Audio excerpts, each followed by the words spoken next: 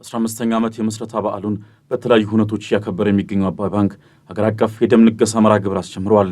ባንኩ ባዘጋጀው በዚህ የደም ልገሳ ዘመቻ በመላው ኢትዮጵያ ከሚገኙ ቅርንጫፎች ደንበኞች፣ ሰራተኞችና የባንኩ ቤተሰቦች መሳተፋቸው ተነግሯል።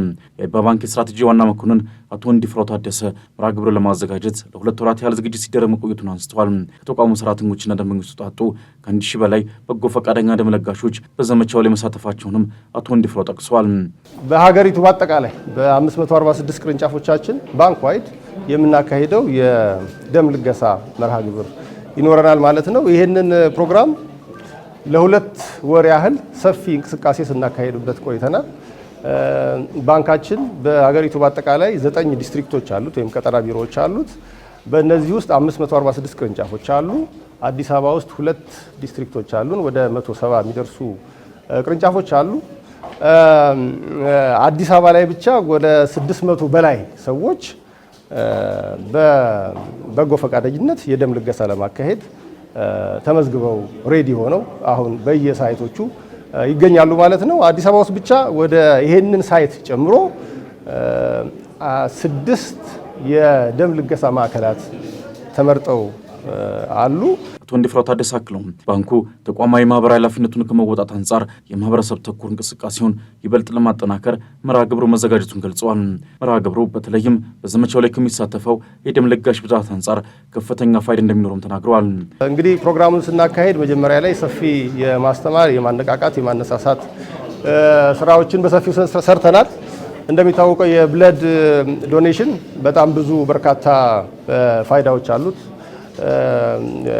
እንደሚታወቀው በጣም ብዙ አደጋዎች ይከሰታሉ።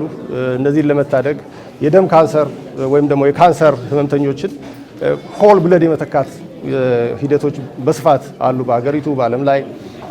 እንዲሁም ደግሞ የእናቶች ሞትን በተለይ ከወሊድ ጋር በተያያዘ የሚከሰተውን ነገር ከመታደግ አንጻር ከፍተኛ ፋይዳ ያለው እንደሆነ ይታወቃል። በኢትዮጵያ ደምና ህብረ ሕዋስ ባንክ አገልግሎት የደም ለጋሾች ተወካይ ዴስክ ኃላፊ አቶ ሙላት በቀለ በበኩላቸው ባለፉት የበዓላት ጊዜያት የደም እጥረት አጋጥሞ እንደነበር ገልጸው የአባይ ባንክ ሰብአዊ ተግባር ደም ለሚፈልጉ ወገኖች ትልቅ አስተዋጽኦ እንዳለውም ተናግረዋል።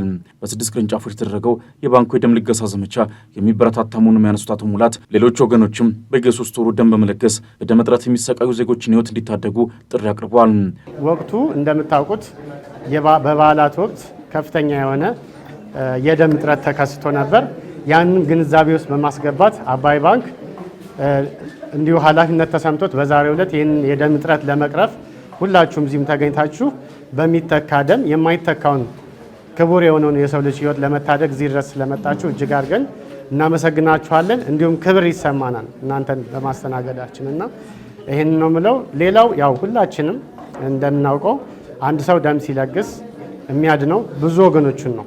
ስለዚህ እኛ የምንለግሰው ደም በየ3 ወሩ የሚተካ ደም ነው ማለት ነው። ስለዚህ ሁላችንም በየ3 ወሩ ይሄ ነገር መቀጠል አለበት የሚል መልእክት ነው እኛ እንደ ተቋም የምናስተላልፈው ማለት ነው። አባይ ባንክ ከ71 ቢሊዮን ብር በላይ ተቀማጭ ገንዘብ፣ 7 ቢሊዮን ብር የተከፈለ ካፒታል እንዲሁም ጠቅላላ ሀብቱ 91 ቢሊዮን ብር መድረሱም በመርሃ ግብሩ ላይ ተገልጿል።